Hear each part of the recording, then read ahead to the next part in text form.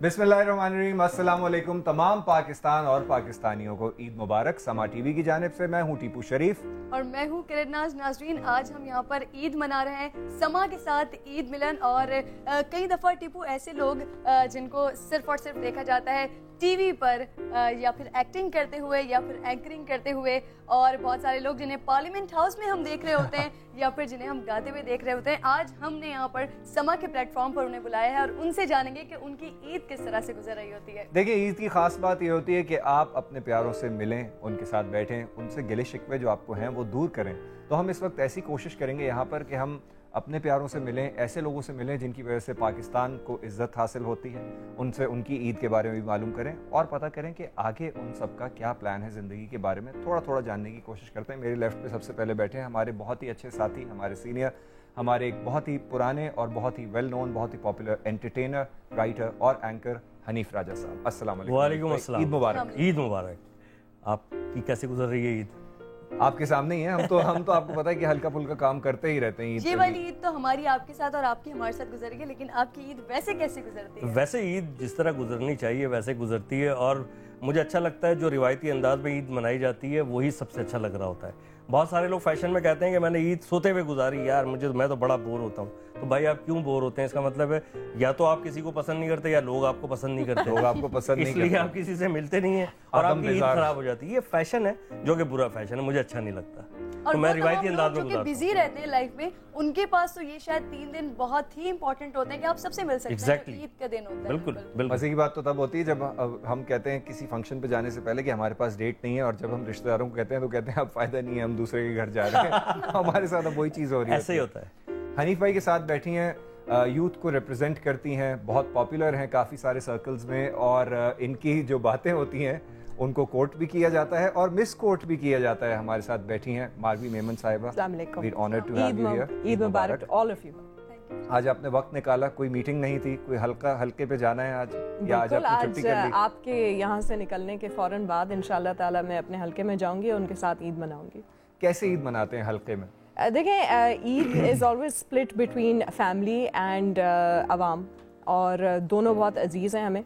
So family के साथ सुबह का वक्त और बाकी जो माड़ूड़े हैं उनके साथ बाकी सारा दिन। अच्छा मारवी, हाँ प्लीज आम दिन जो होते हैं, मतलब अब आप क्योंकि एक रिप्रेजेंट कर रही होती हैं आप, उससे पहले जब आपकी ईद थी वो किस तरह से होती थी, और वो ईद में और अब ईद में कि लोग जमीन आसमान का फर्क है। अवाम को रिप्रेजेंट कर रही होती हैं, जमीन आसमान का अब ईद में आपको क्या फर्क नजर आता है? देखिए, मैंने अपनी जब से मैं सियासत में आई हूँ, जिसको सिर्फ 4.5 साल हुए हैं, उसमें मैंने कोशिश की है कि हर ईद में जो है उन लोगों के साथ गुजारूं जिनके हालात इतने कोई ख़ास अच्छे नहीं हैं और जो डिस्क्रिमिनेटेड हैं, जिनके साथ उस साल ज़्यादतियाँ हुई हैं, जिन्होंने उस साल दुख देखे हैं। तो ये एक मुझे बड़ा फुलफिलिंग लगता है।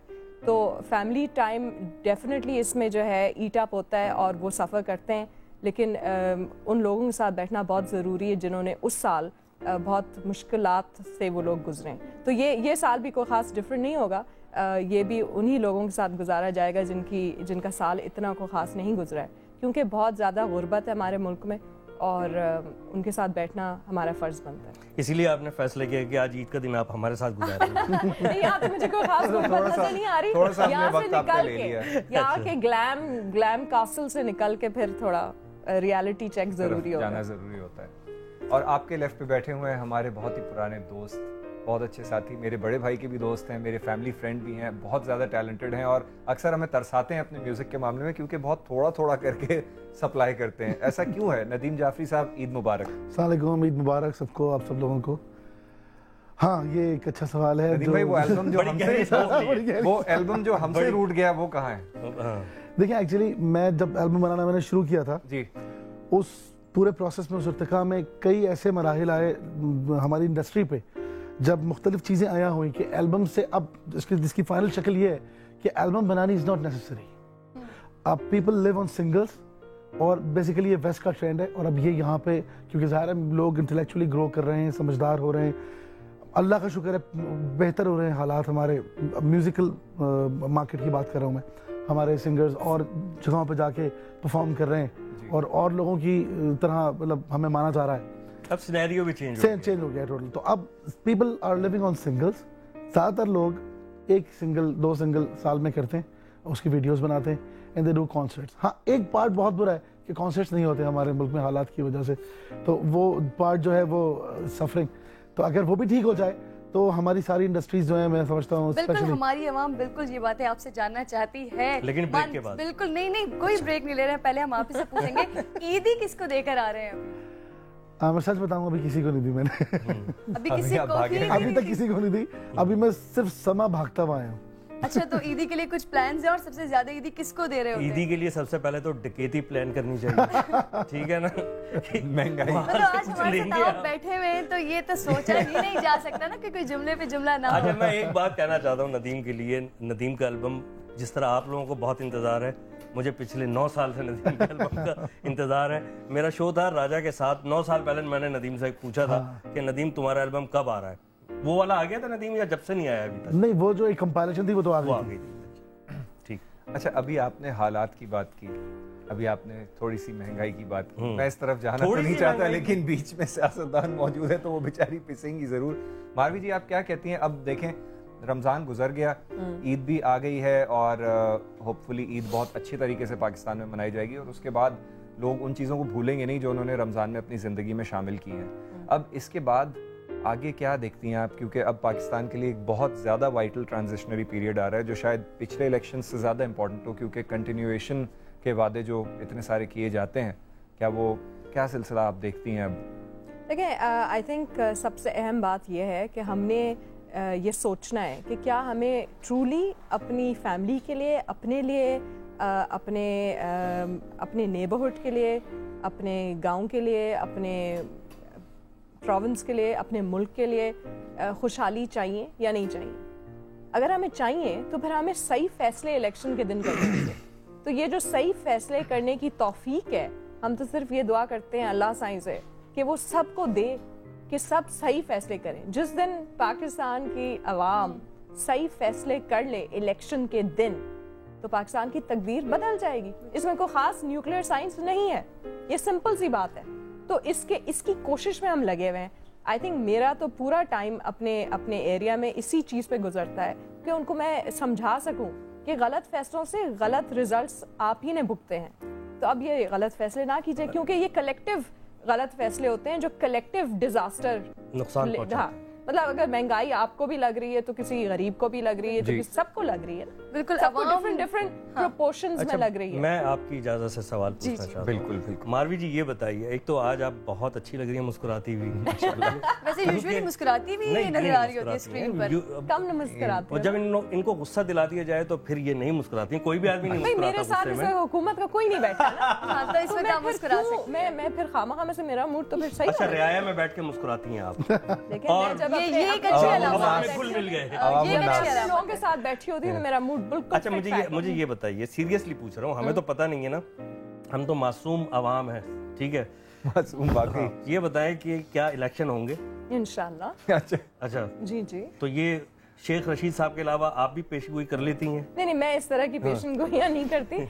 मेरा तो काम सिर्फ ये है कि हम सही उम्मीद दें और ये एक कॉन्स्टिट्यूशनल राइट है कि जल्द से जल्द जो टाइम है उस टाइम पे इलेक्शन हो, तो इंशाल्लाह ताला होंगे। मैं तो सिर्फ ये कह रही हूँ उस वक्त आप सब लोग सही फैसले करें। और मुझे लग रहा है इस ईद पर नमाज में सबसे ज्यादा दुआ भी यही मांगी गई होगी। डर के मारे ना करें, किसी के खौफ में ना करें, किसी के गलत कहने पे ना करें, अपने अपनी चीजों को हाजिर नाजिर रखते हुए सही फैसले करें। मतलब दैट्स ऑल।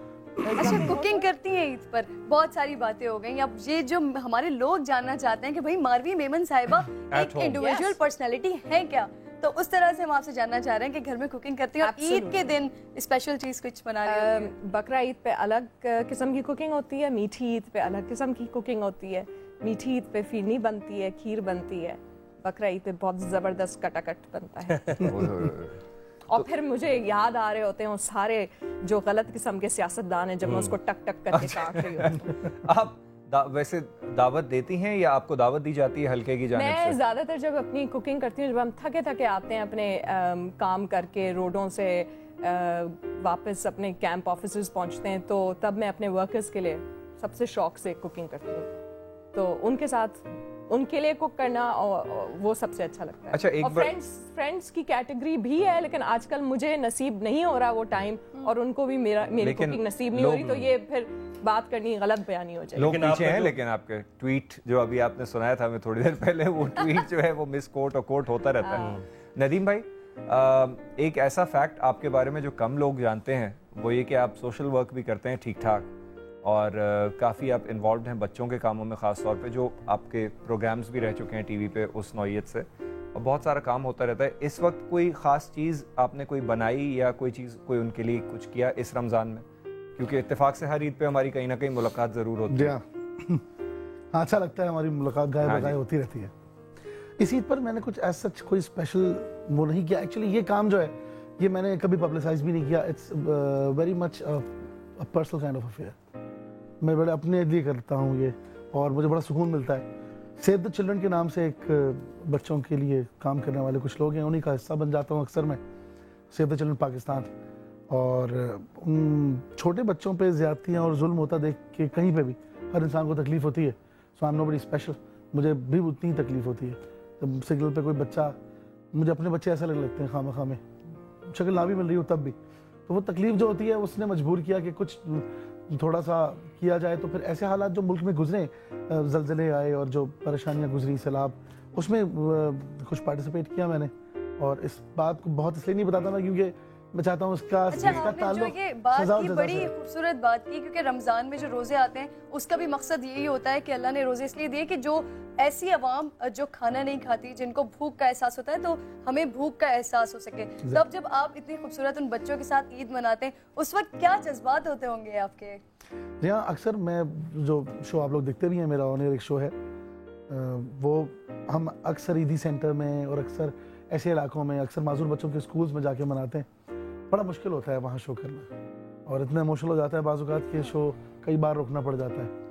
और अभी मैंने एक शो किया था, जो लास्ट मेरा शो था वो ईद पर ऐसे अच्छी बातें करनी चाहिए, बुरी बातें नहीं करनी चाहिए, मगर बहरहाल जिक्र निकल आया, तो वो पिंडी में जो बॉम्ब ब्लास्ट बच्चों की मस्जिद पे हुआ था, अगर आपको याद हो, जी, तो परेड लेन की मस्जिद, वहाँ वो शो जो था वो it was the most difficult show, और लोगों ने कहा कि वो मेरा ज़िंदगी का सबसे अच्छा शो था, क्योंकि उसमें कई बच्चे ऐसे थे जिन्होंने अपने माँ बाप को बचाया था।